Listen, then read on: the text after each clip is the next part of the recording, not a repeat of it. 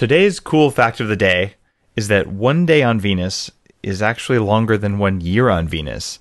And that's because us humans calculate 1 day as our planet's rotation on its axis, and we calculate 1 year as how long it takes to go around the sun.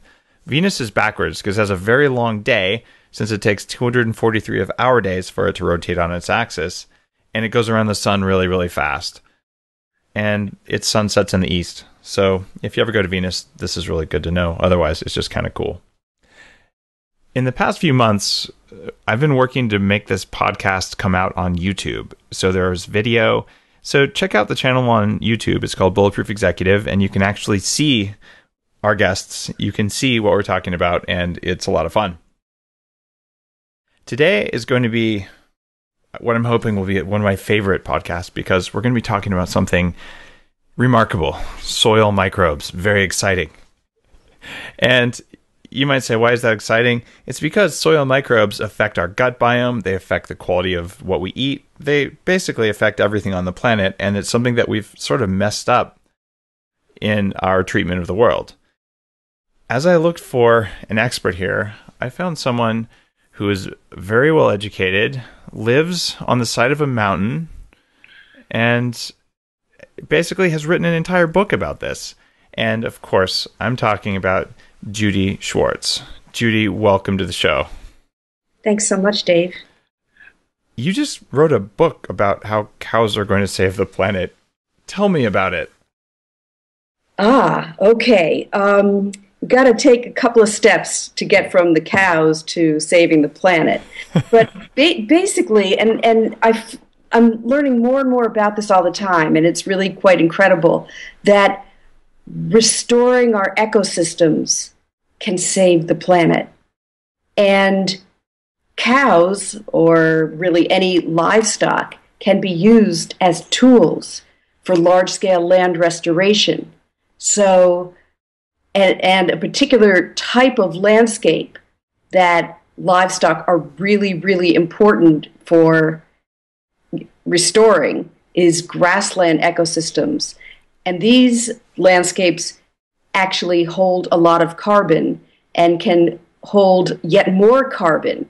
So, wow, I think I've thrown a lot of, like as I'm talking, I am seeing like all these multiple tangents of everything that I've already said. So we can try to unpack that a little bit. But basically, cows can be used to restore landscapes, and restored landscapes can help get our CO2 balance. They can help balance the carbon cycle. In other words, that these lands can store carbon, and in doing so, make the land more resilient, make the land more fertile, better able to grow healthier food and healthier animals, and there you go. So your book is titled, it's actually kind of cool, it's titled Cows Save the Planet and Other Improbable Ways of Restoring Soil to Heal the Earth. And, okay, let's talk about this, unpacking it. And I think that you and I have probably spent more time thinking about this than the average person sitting in their car listening to this. And if you're sitting in your car thinking about why should I care about this, it's because in the context of this discussion today, you'll figure out why eating grass-fed meat might actually be way better for the planet than eating something made out of corn or soy or wheat. And it has to do with these soil microbes. Now, first question then, Judy, is let's talk about desertification.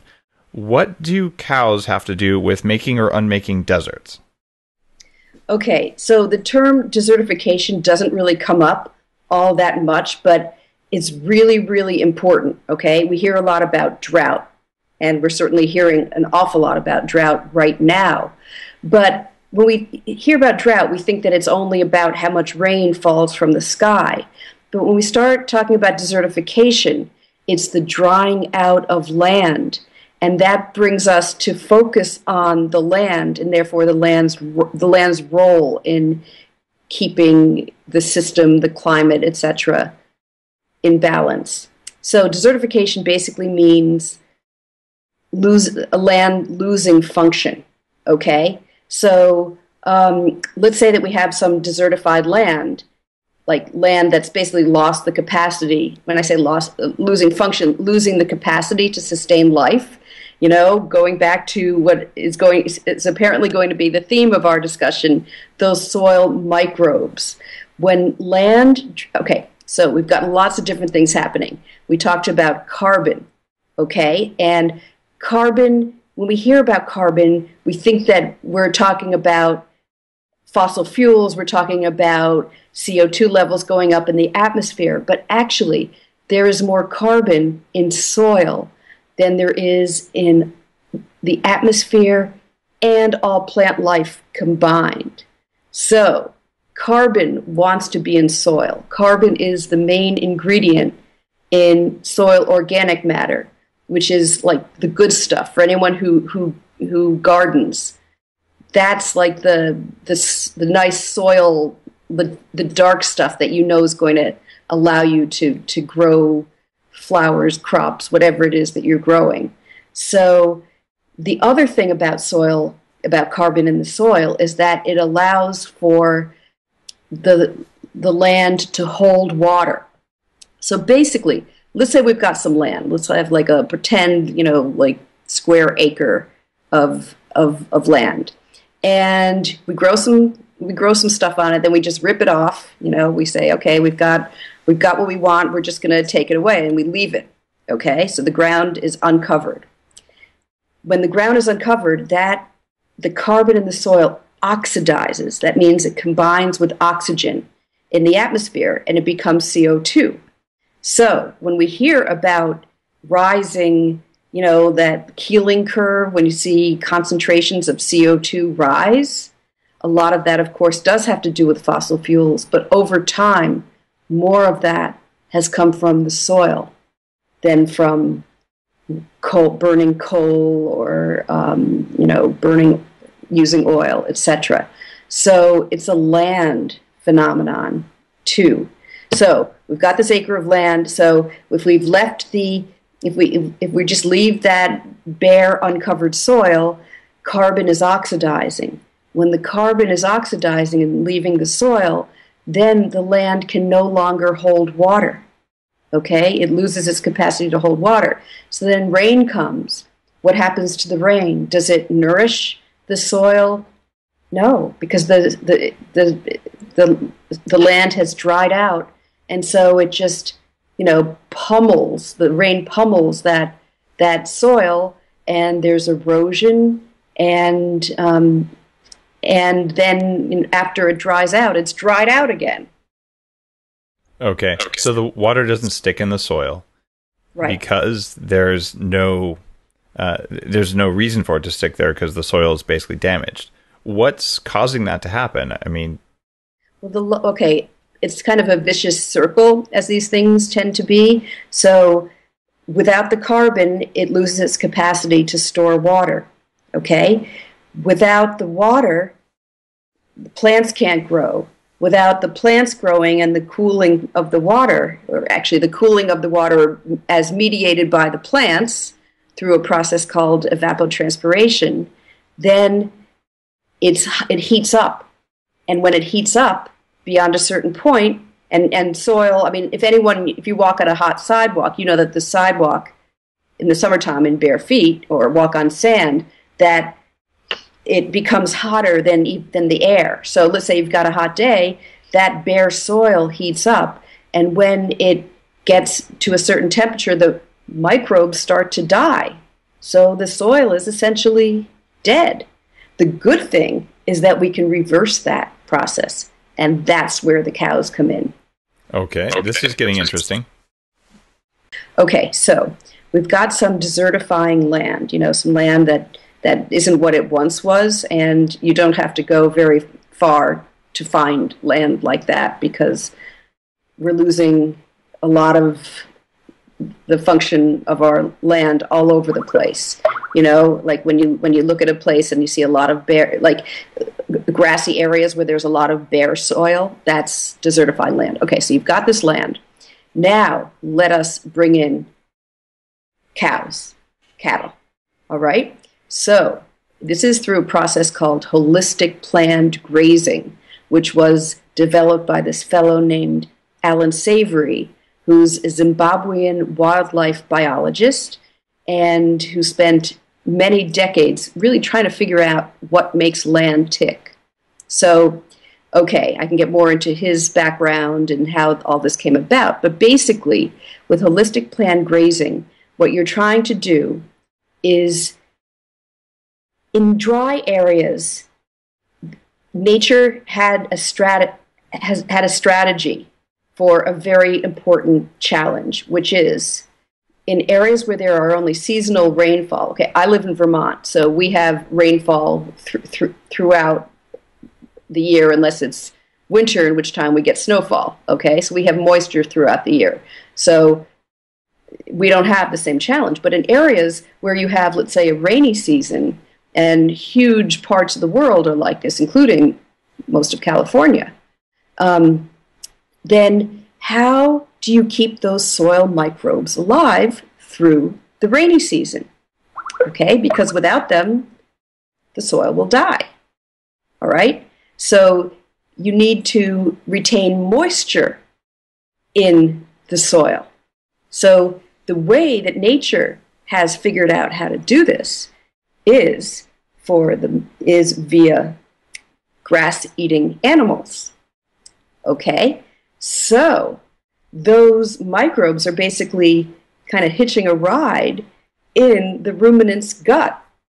And through the animal, then returning the nutrients to the soil through waste, it keeps moisture. That's not the only dynamic, but that's one of them. So if we think about how people are supposed to eat fermented foods, at least some fermented foods, in order to replenish and keep our gut bacteria healthy, soil needs cows to keep soil bacteria healthy, or goats or sheep or something. Yes, in areas where they don't have continual moisture. Wow, which would be most areas, because there's usually a few dry months. Yep. And that would explain why we have massive deserts, why we had the Dust Bowl, even because we sort of killed all the buffalo that previously filled that niche by wandering around and stepping on soil and reintroducing healthy, beneficial microbes. Exactly. Interesting. Right, we accelerated that process greatly by mining the soil, by farming it till there was nothing left, farming without replenishing the nutrients. So basically what the livestock in holistic planned grazing do is they act as biological accelerators. That's a shockingly complex system. Yeah. It's amazing that Alan figured this out, and it makes so much sense. And it so explains why we had the Dust Bowl in the U.S. And when you understand that, how does that compare to what we're doing today, where we have, not that much grass-fed meat compared to what we should have, but the way we manage our animals and the way we provide them now, how does that work? And how far does it need to change to work in something that's more holistic? Wow. Well, aside from the animal cruelty, which is, of course, another huge matter, there's a soil health expert who talks about when you bring cattle back on the land instead of being in the feedlots and being crammed together like that. He talks about giving them back their legs.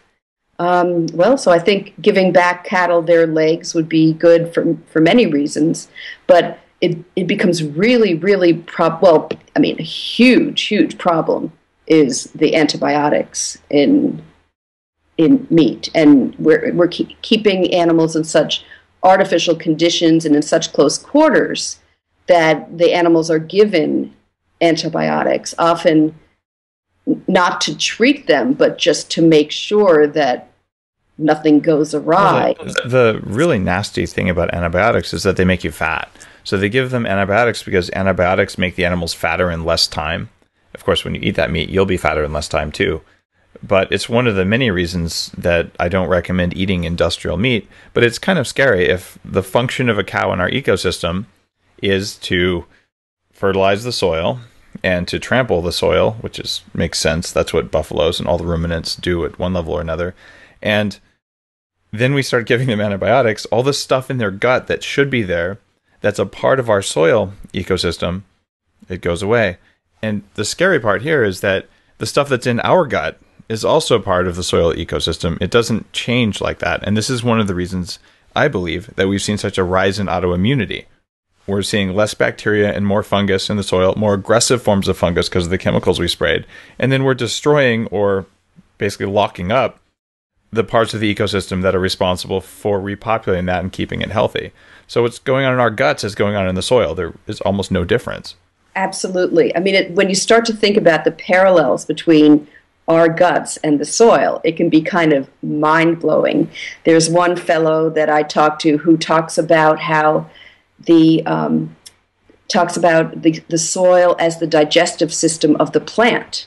I mean, that's kind of an interesting kind of twist too.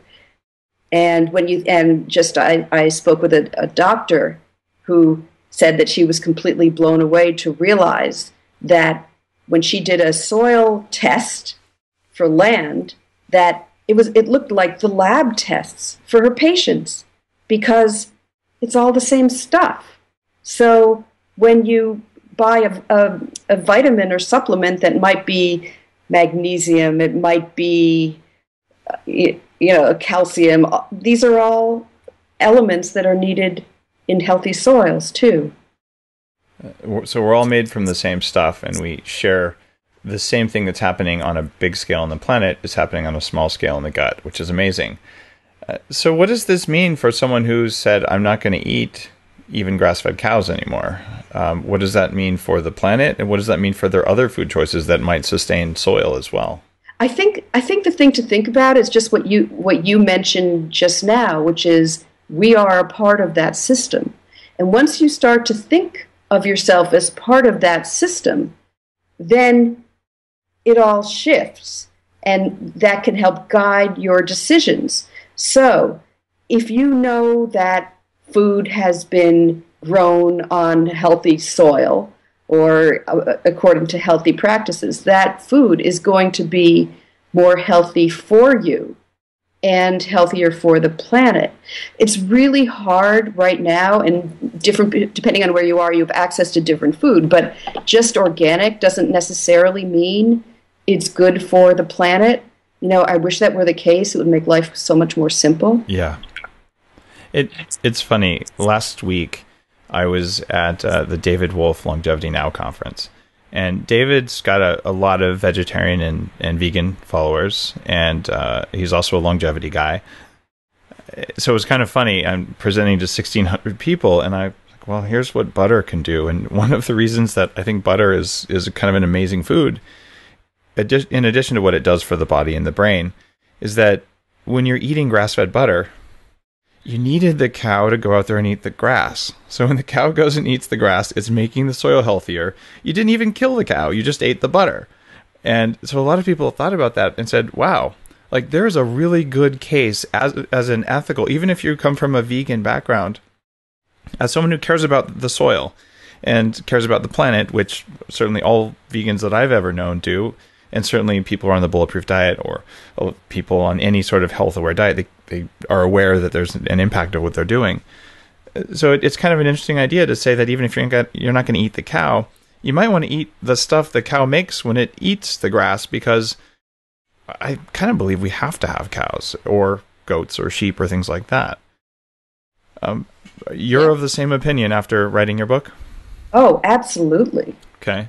Absolutely. What, aside from eating grass-fed butter, grass-fed cows, are there any other recommendations that you came across in your research, like things that people should be doing in order to support their soil, or these kinds of things that you've learned? Well, the main thing is, if anyone has their own land, is to not have soil bare and exposed. That's the main thing. Another thing is what everybody can do is keep water on the land. And again, when you have when you have plants, that helps hold the carbon in and keep water on the land, but that stops erosion, etc. What else? And also in terms of what you buy, is that what I can get at now too? Absolutely. So, I mean, I live on Vancouver Island, so I have the opportunity to work with the soil and to have an organic garden.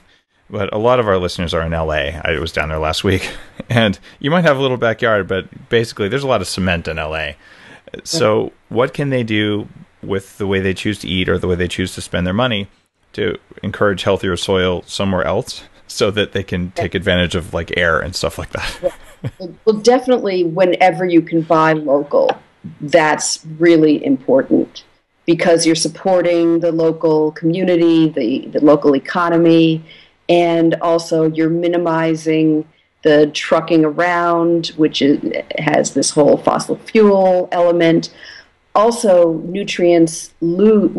foods lose nutrients when the longer that they're out of the ground. Right. So the fresher, the more direct.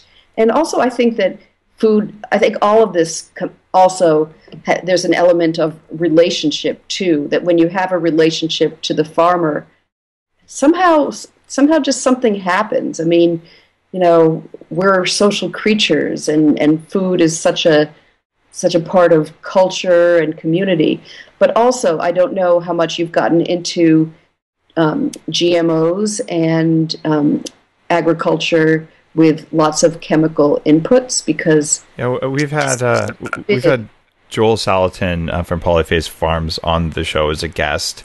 And in fact, tonight I have a conversation with Jeffrey Smith, who just did the movie Genetic Roulette. He's a friend. So definitely people on the Bulletproof diet or people listening to the show should be familiar with the fact that genetically modified genetically modified organisms from genetically modified organizations like Monsanto are actively messing with our gut biome and the soil biome. And that's scary. Yeah, so let me see if I could add a little bit of perspective. Please, yeah. Only talking about the soil. Okay? Mm-hmm. All right. So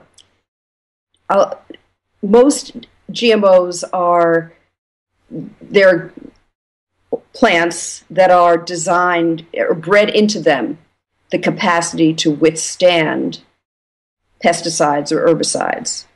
Okay? So I'll just take for an example Roundup, which I know most about. And Roundup is often put on plants without crops that aren't GMOs, but just put on anyway to get rid of what are considered weeds. Okay, so what's important to know about this is a couple of things. That Roundup is a chelator, all right? So that might be a new word. What it means is it binds. I mean, that's like the whole purpose of Roundup is that it binds minerals. Okay? So basically what it's doing to plants that it's trying to kill is that it kills them by binding minerals so that the plant can't get the proper nutrition. So the plants that are surviving this chemical onslaught, well, I've had farmers tell me that they're not sure that, or they have serious doubts that those plants are really able to take up the nutrients that we need in our food. Okay, so that's one thing. All right, so you've got this kind of chelating thing happening. The other thing that these chemicals do in the soil is that they throw off.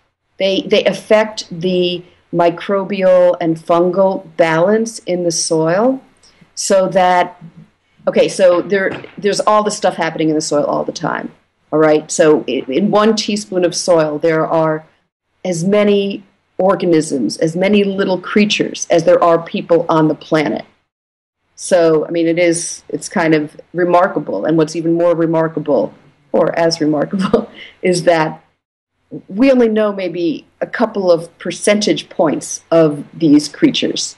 And we know so little about this, but we're really on the verge of learning more because of new methods of studying them. So these chemicals throw off the balance, and that sets up, whenever you throw off the balance in a system, it sets up space for pathogens. And it's pretty dicey, just put it that way, that these chemicals are a very big concern for me. And chemical fertilizers, by adding nitrogen, most of that is wasted. Most of that goes into our waterways and causes dead zones and all these other problems. But that also, when you put a lot of nitrogen in, it like kind of, I don't want to say paralyzes the rest of the system, but it means that the system isn't working the way it normally would be working, and almost gets a little lazy. So the fungi might not be doing the reach to bring nutrients to the plants. Those kinds of things. I don't know if that makes sense.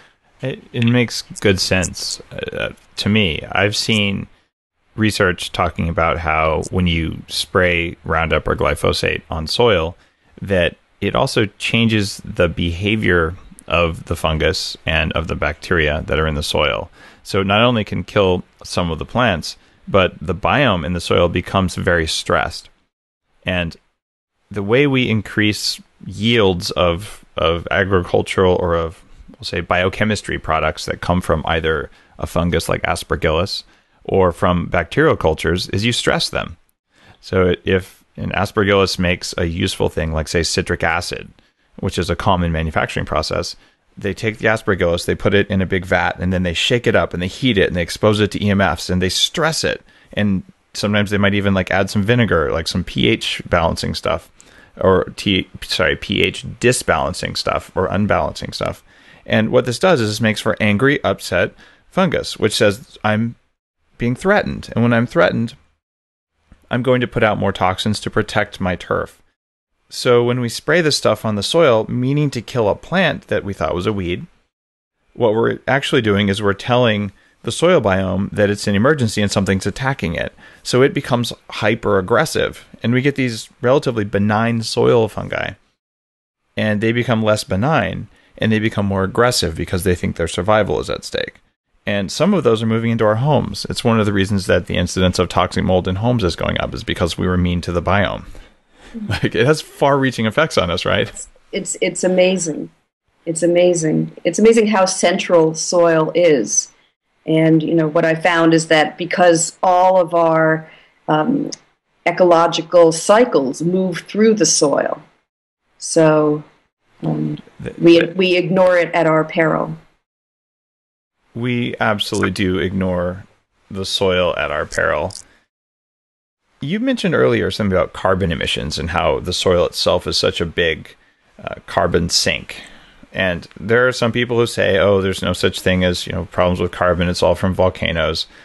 I'm of the opinion that there are carbon cycles in the environment. I'm also of the opinion that we have reached the ability as a species, just in terms of mere poundage, like there's more tons of humans than most other animals or even smaller forms of life on Earth. And in terms of industrial capabilities, where we can move the planetary gas balance by at least a point or two. Given that we have that level of control and power, what are the things that you've learned about soil in the course of writing this book that we might consider in order to bring the carbon back down, in order to take active control of our carbon cycle? Wow. Well, that we've lost since we've lost a huge amount of carbon. I'm trying to remember the numbers. Numbers don't stick in my head terribly well. But we've lost a huge, huge amount.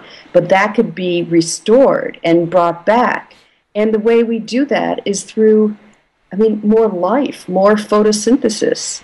So when you think about how much land, how much of the surface of our planet has been paved over or has been overused or not managed well, so it becomes actual desert or losing that land function, just the capacity to restore all those ecosystems is just huge. Also, that I like the way this one farmer talks about farming. He says, some people talk about how many square acres their farm is. I like to talk about it in 3D.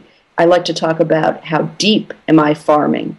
So there is just an unbelievable capacity for richness in our soil, for the productivity of our soil. This relates to something I was writing about, so it's on my top of my mind right now. But that in terms of measuring soil carbon, and we can talk about soil carbon basically equals living soil. That the more you build soil carbon, the more you are building soil capacity. Is that it had usually been measured only down to maybe 15 to 30 centimeters, but they're finding places where the soil goes down to 40 feet. So we've been lowballing it.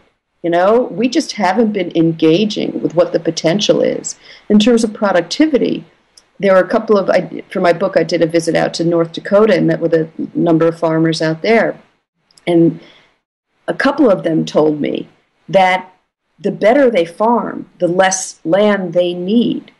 So someone who said that he is farming, he produces more. Since he's been focusing on soil health, he produces more on 1,000 square acres than he did when he had 5,000 square acres. He said, if I do any better, the better I do, I have to keep selling land.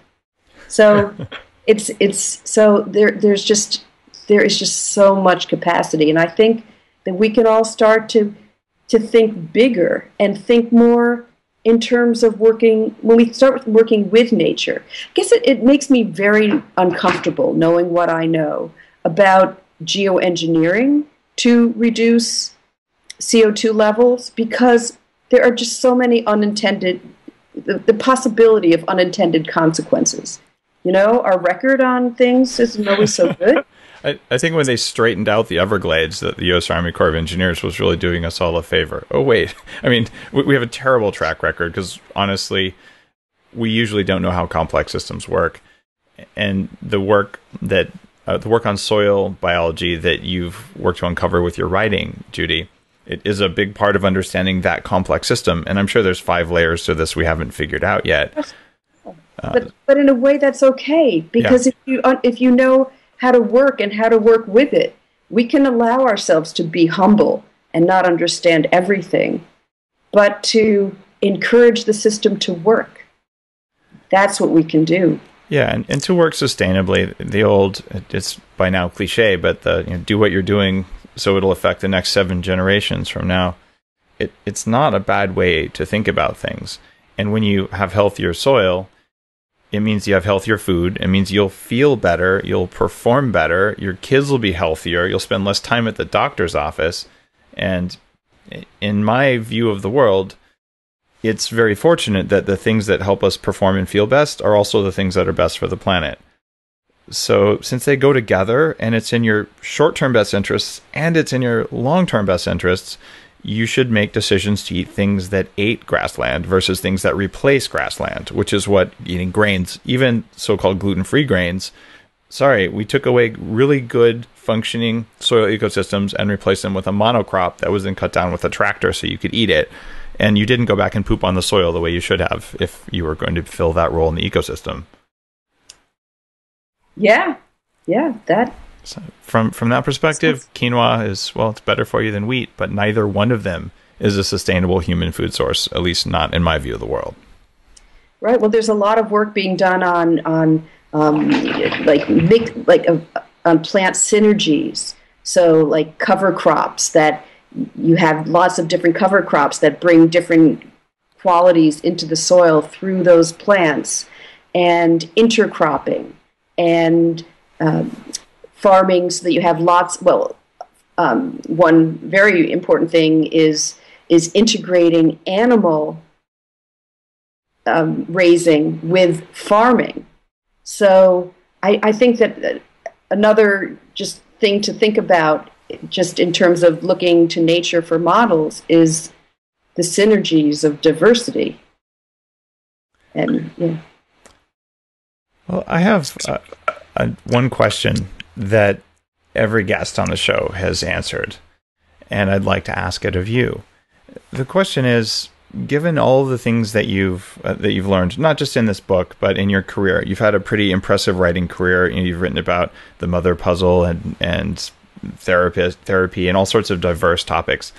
What are the 3 most important pieces of wisdom that you've gained? If you wanted to give someone advice, someone who wanted to feel better or perform better, or just be a better person, what are the top 3 most important things? Wow. Well, I guess what this recent work has really done for me, and usually those things are very obvious, but I'll just say it, of just to try to narrow the gap between us humans and the natural world. Because I've seen just all these connections between these different systems that may be obvious to people who work the land, but weren't obvious to me. And so often we tend to think about, here we are in our human society, in our human economy, and that there's nature over there. Isn't that nice? We have to protect nature, but it's all integrated. And I came to this work through writing about economics, actually kind of improbably, but I think that we also have to recognize that our economy is also embedded in the natural world.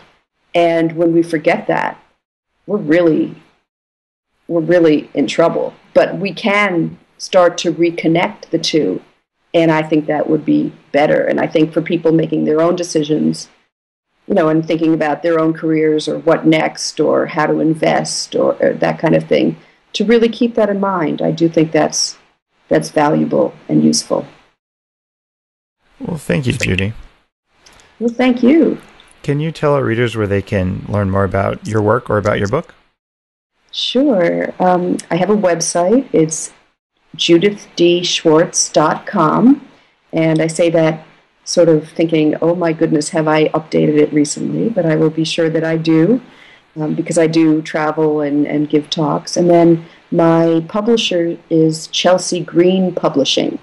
And it's that they're easily found on the web too. And one really cool thing about Chelsea Green, aside from them being wonderful to work with, which is not a given as an author, is that they have fabulous books, and also those books often go on sale. So, they do that frequently, but all their books are about the politics and practice of sustainability and just how to make sense of it all. Awesome. If people want to find your book, they can Google Cows Save the Planet, and they'll definitely get in touch with you that way. So people who read this, who want to really dig in on your writing there, that's how to find it. Okay. Oh, yeah. And it's on all the book websites and all that. Yeah, it's awesome. Findable. Judy, thanks again for coming on the show and talking about your most recent book and about how cows and the soil work together. Really appreciate your time and energy. Okay, well, thanks so much, Dave.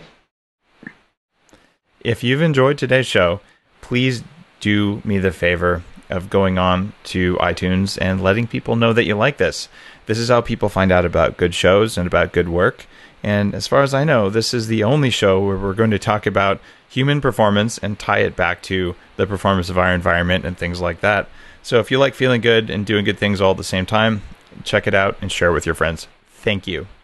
And that's also really important, just like hacking your environment so that you're on your feet all day, you're moving, you're shaking, and then at the end of the day, you can do a very small, like high-intensity workout on top of that. Yeah. And again, it returns to that concept of minimal exercise. Like I talked about training 8 to 12 hours a week for Ironman. One of the ways that I did that was moving all day long.